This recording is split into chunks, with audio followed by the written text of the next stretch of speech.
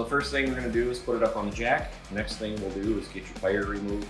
Next step in the process, putting the clutch kit in, we need to get this frame brace out of the way in order to remove the clutch cover housing. So these are 15 millimeters. We're just going to run an impact on them to get them off.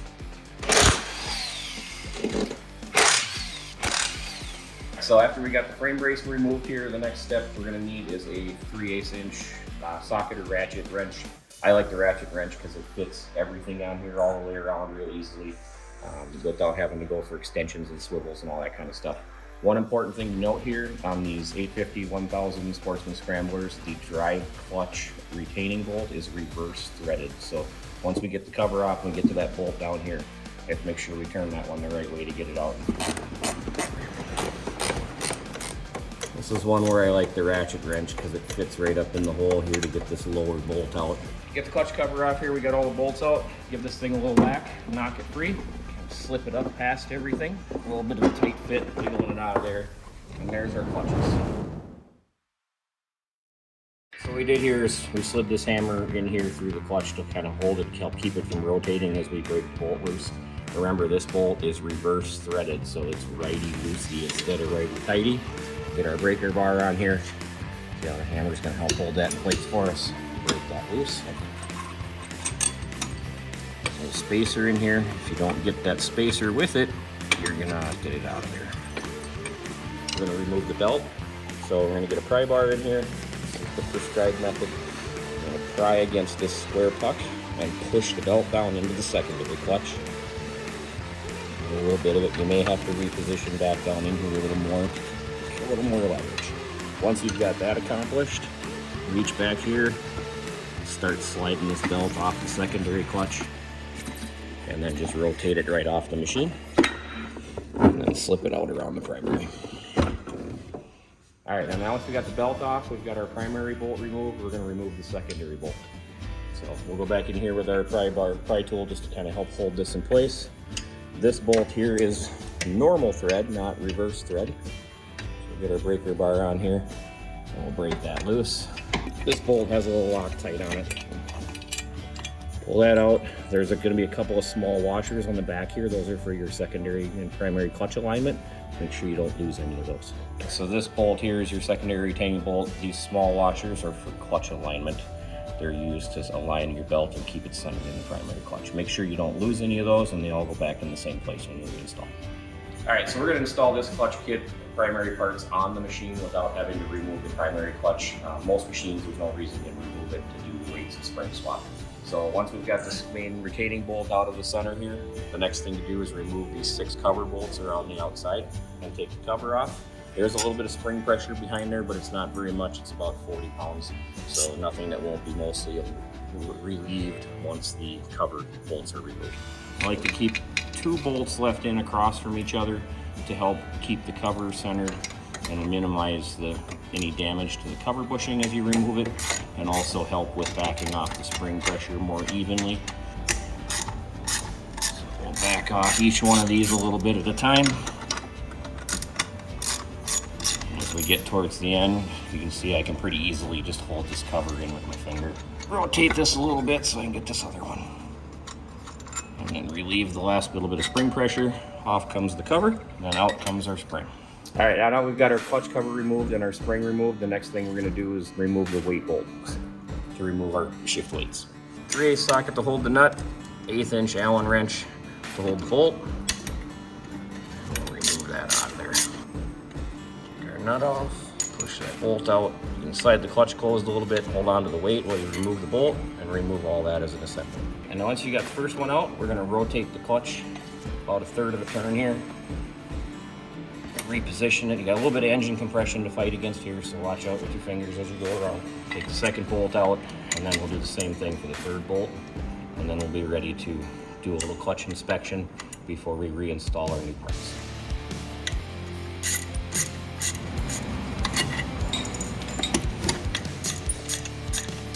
Sometimes these get a little dirty and a little sticky. Take your Allen wrench, push it back through, push the bolt back out. Okay, so now we got our weights out, we got everything opened up here. We're gonna do a little quick cleaning and inspection just to make sure everything's ready to go. Okay, so a couple things to look at here and areas to look at. These buttons on the towers here, these slide up and down as this opens and closes, and that way they wear, and so do these tower areas.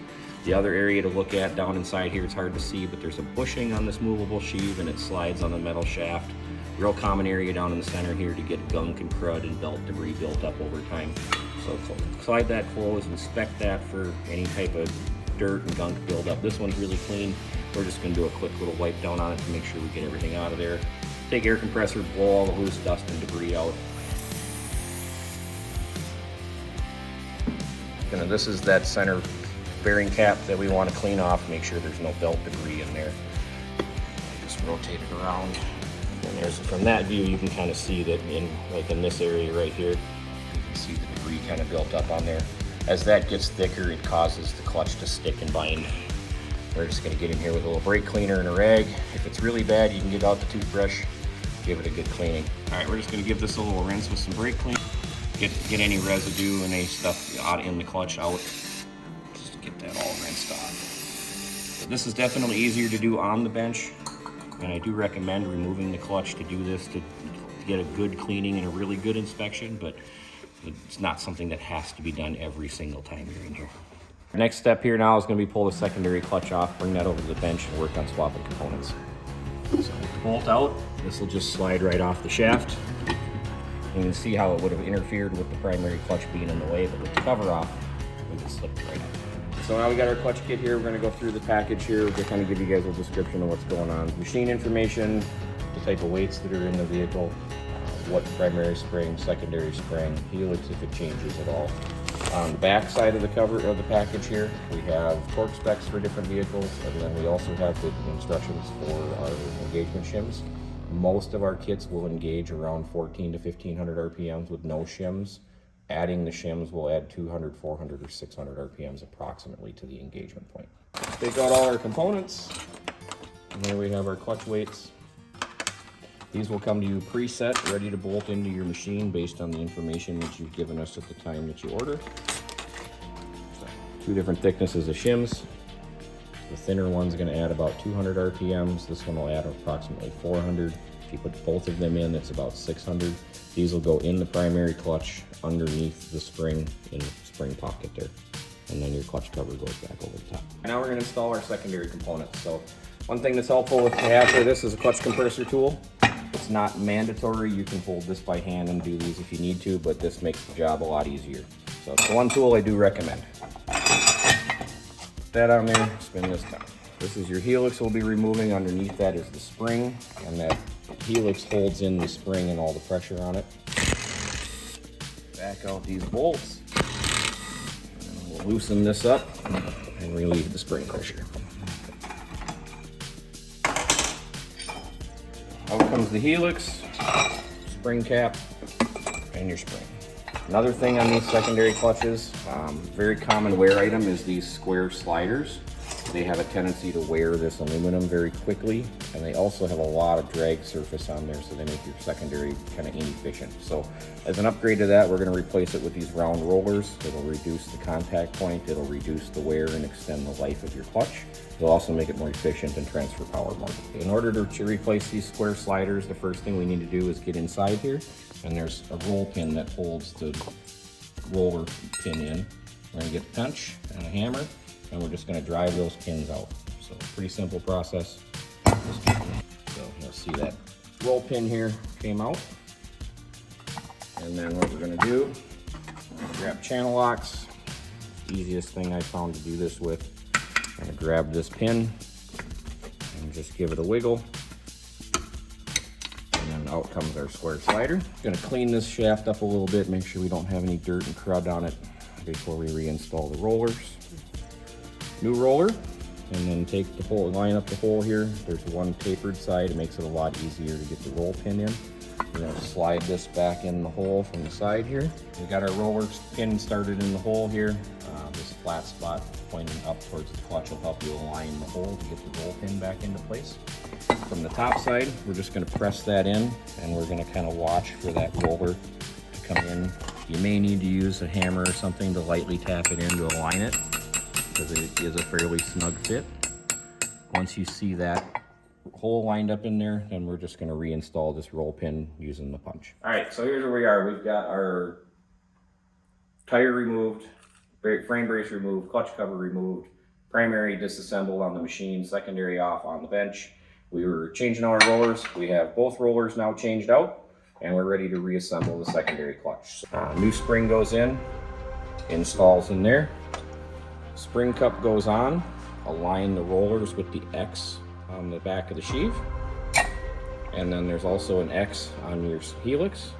Align that with that same X. And then we'll put it back on the compressor and reinstall it.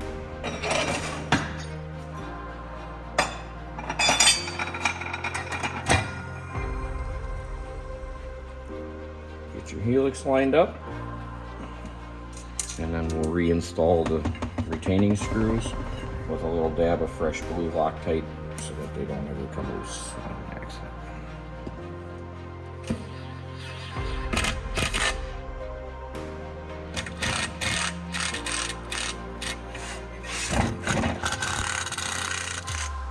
Okay, we've got all 4 of our torque screws snugged down with the impact gun just for time's sake.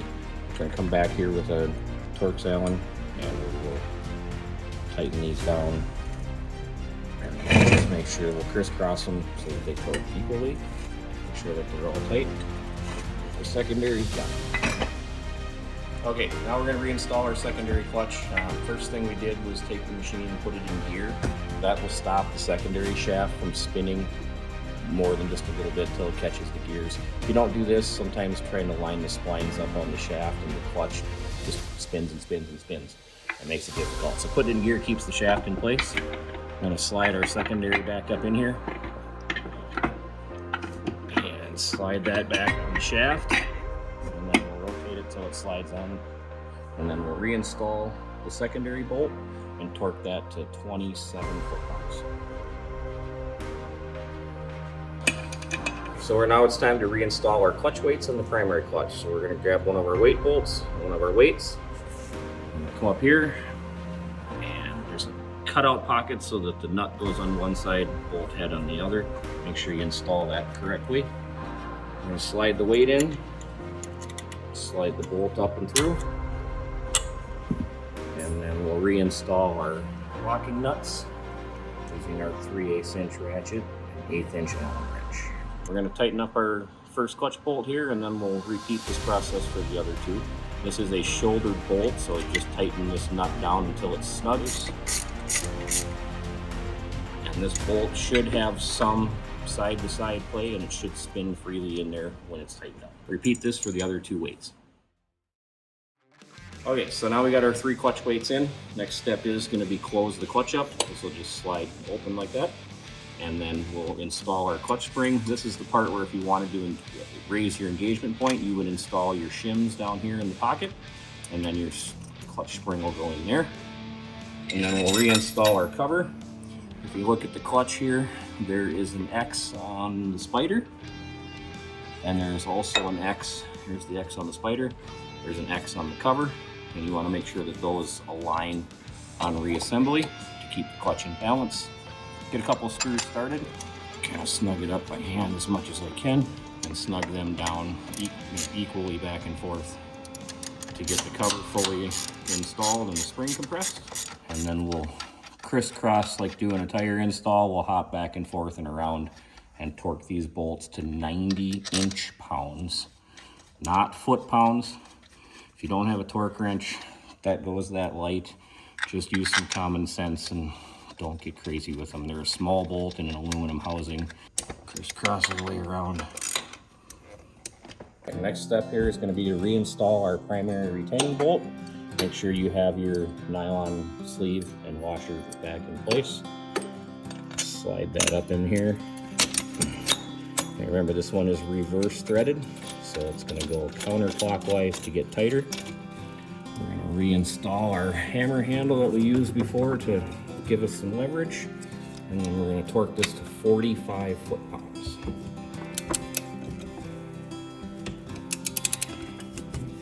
That one's all torqued. Now we can reinstall our belt, put our covers back on, and button everything back up. The belt installation is the exact opposite of the removal. We're going to slide it up in here, slip it around the primary clutch, bring it up, get it started in the secondary here a little bit. Once you get the belt started in there, then you can release and kind of grab another perch on it and get a little better push and get it down in there. Once you get it in there a little ways, make sure the machine's in neutral or park, and then just roll the belt on, and then you'll continue to spin this, and the belt will close up in the secondary and push it, drive it back to the top. And once your belt's closed all the way up, it should sit approximately a 1/16 to 1/8 of an inch up out of the secondary clutch. As the belts wear, they get narrower from wear on the sides and will sit farther down in the clutch. Also, while you're here, do a visual inspection down in the primary to see if the belt is centered in the primary clutch and not touching either of the sheaves. As long as it isn't, you're good to go and you're ready to put your cover on. If your belt is touching either sheave, then you would need to remove this retaining bolt on the secondary and add or subtract those thin washers as needed to move the secondary in and out to align the belt. Okay, we've got our secondary reinstalled, we've got our weights and springs reinstalled in our primary, our new belt is on. Time to put the clutch cover back on. Once you get that all in there, reinstall your 11 bolts, reinstall your frame braces, push tire back on, and you're ready to go.